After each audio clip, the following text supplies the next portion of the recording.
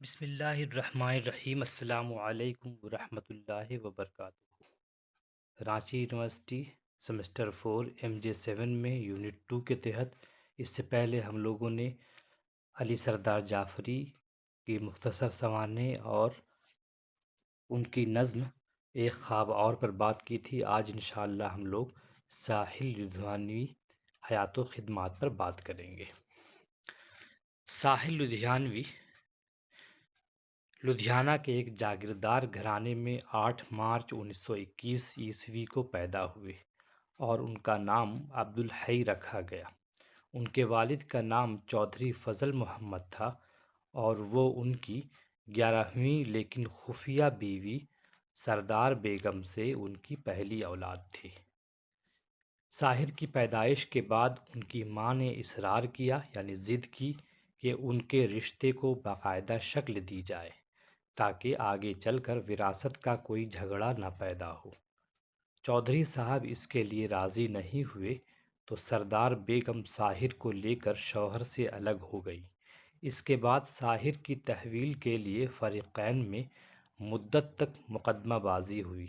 ساحر کی پرورش ان کے ننھیال میں ہوئی۔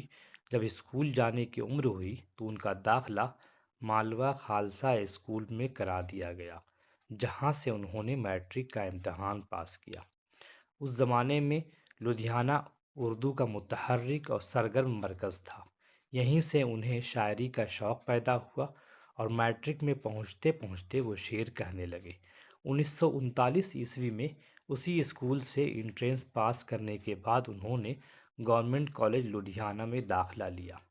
اسی زمانے میں ان کا سیاسی شعور بیدار ہونے لگا اور وہ کمیونسٹ تحریک کی طرف راغب ہوئے۔ ملک اور قوم کے حالات نے ان کے اندر سرکشی اور بغاوت پیدا کی۔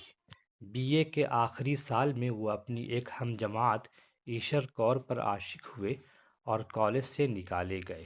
وہ کالج سے BA نہیں کر سکے لیکن اس کی فضا نے ان کو ایک خوبصورت رومانی شاعر بنا دیا۔ ان کا پہلا مجموعہ تلخیاں 1944 میں شائع ہوا اور ہاتھوں ہاتھ لیا گیا۔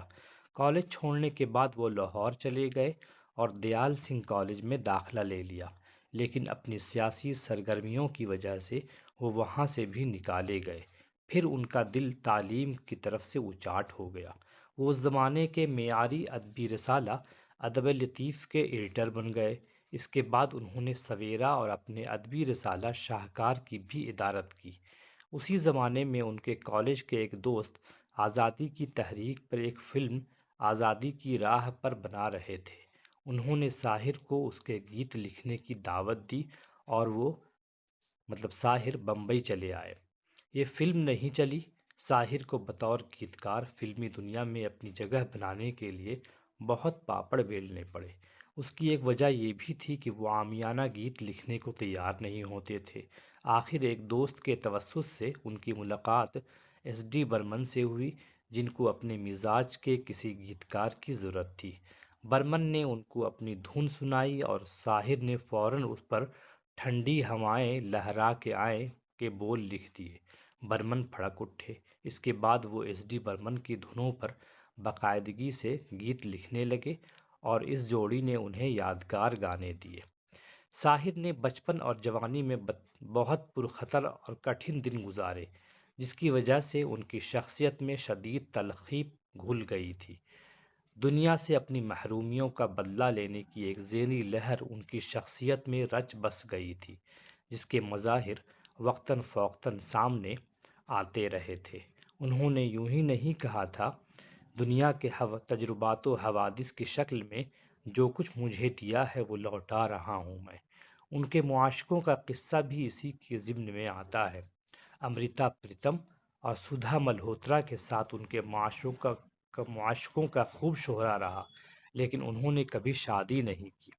لڑکیوں کے ساتھ ان کا معاملہ کچھ اس طرح کا تھا کہ وہ پہلے کسی پر عاشق ہوتے اور جب وہ خود ان کے عشق میں گرفتار ہو جاتی تو معشوق بن جاتے اور ان کے ساتھ وہی سب کرتے جو اردو غزل کی جفاکار معشوقہ اپنے عاشقوں کے ساتھ کرتی ہے اور بالآخر الگ ہو جاتے اور اس طرح وہ زندگی کی محرومیوں نے انہیں اپنا انتقام لے کر خود اپنا سینہ لہو لہان کرتے۔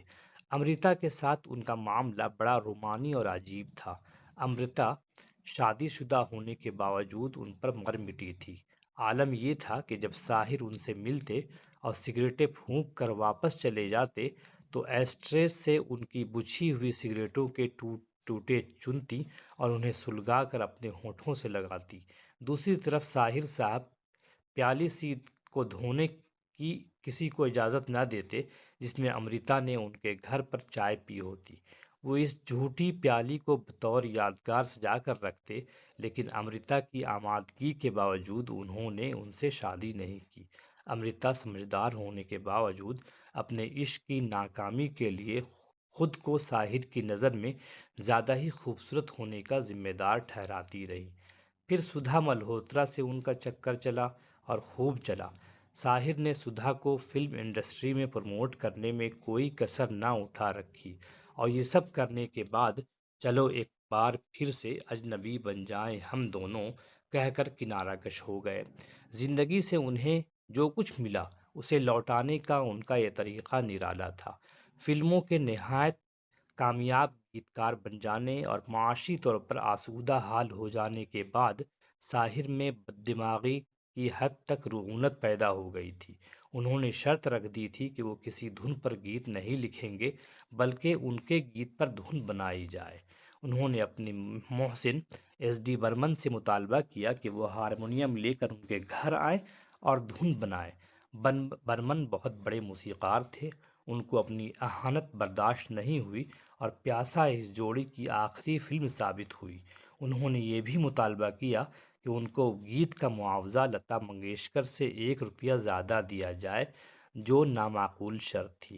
انہوں نے بہرحال ایک معقول مطالبہ بھی کیا کہ وودھ بھارتی پر نشر کیے جانے والے گانوں میں گیتکار کے نام کا بھی اعلان کیا جائے۔ یہ مطالبہ منظور ہوا۔ ساحل نے بے شمار ہٹ گانے لکھے۔ ان کو 1964 اور 1977 میں بہترین گیت کا فلم فیئر ایوارڈ بھی ملا۔ ساحر نے جتنے تجربات شاعری میں کیا وہ دوسروں نے کم ہی کیے ہوں گے۔ انہوں نے سیاسی شاعری کی ہے، رومانی شاعری کی ہے، نفسیاتی شاعری کی ہے اور انقلابی شاعری بھی کی ہے جس میں کسانوں اور مزدوروں کی بغاوت کا اعلان ہے۔ انہوں نے ایسی بھی شاعری کی ہے جو تخلیقی طور پر ساحری کے زمرے میں آتی ہے۔ ساحر کی شاعری بالخصوص نظموں میں ان کے ذاتی تجربات و مشاہدات کا خاص اثر نظر آتا ہے۔ ان کے ذاتی تجربات و احساسات نے ان کی شاعری میں دوسرے شعراء کے مقابلے میں زیادہ سچائی اور گداز پیدا کیا، اور محبت کی آمیزش نے اسے آفاقیت عطا کی۔ ان کی ادبی خدمات کے اعتراف میں انہیں 1971 میں پدم شری کا خطاب سے نوازا گیا۔ 1972 میں مہاراشٹر حکومت نے انہیں جسٹس آف پیس ایوارڈ دیا۔ 1973 میں آؤ کہ کوئی خواب بنے کی کامیابی پر انہیں سویت لینڈ نہرو ایوارڈ اور مہاراشٹر اسٹیٹ لٹریری ایوارڈ ملا۔ 1974 میں مہاراشٹر حکومت نے انہیں اسپیشل ایگزیکٹو مجسٹریٹ نامزد کیا۔ ان کی نظموں کے ترجمے دنیا کے مختلف زبانوں میں ہو چکے ہیں۔ 1980 میں دل کا دورہ پڑنے سے ان کا انتقال ہوا۔ اب ان کی تصانیف پر بات کرتے ہیں۔ پہلی کتاب ہے کارل مارکس اور ہندوستان۔ یہ مارکس کے مضامین کا مجموعہ ہے۔ 1941 میں اسے ترتیب دیا ترجمے کے ساتھ۔ دوسری کتاب ہے تلخیاں، یہ شعری مجموعہ ہے، یعنی پہلا شعری مجموعہ تلخیاں ہے، 1944 اس کے بعد ہے دیویندر ستیارتھی پر انہوں نے تنقید کی ہے۔ دیویندر ستیارتھی وہ ایک اہم افسانہ نگار تھے ترقی پسند تحریک سے منسلک۔ 1948 میں یہ کتاب چھپی ہے۔ طویل نظم ہے پرچھائیاں کے نام سے، 1955 میں یہ نظم شائع ہوئی ہے کتابی صورت میں۔ گاتا جائے بنجارہ فلمی نغمے ہیں، 1958 میں۔ آؤ کہ کوئی خواب بنے یہ شعری مجموعہ ہے، 1971 میں۔ اس کے علاوہ تنہائیاں شعری انتخاب ہے، دھرتی کے آنسو 12 افسانوں کا انتخاب ہے، مائکایفسکی جدید روس کا عوامی شاعر، اس کا انتخاب یہ ہے۔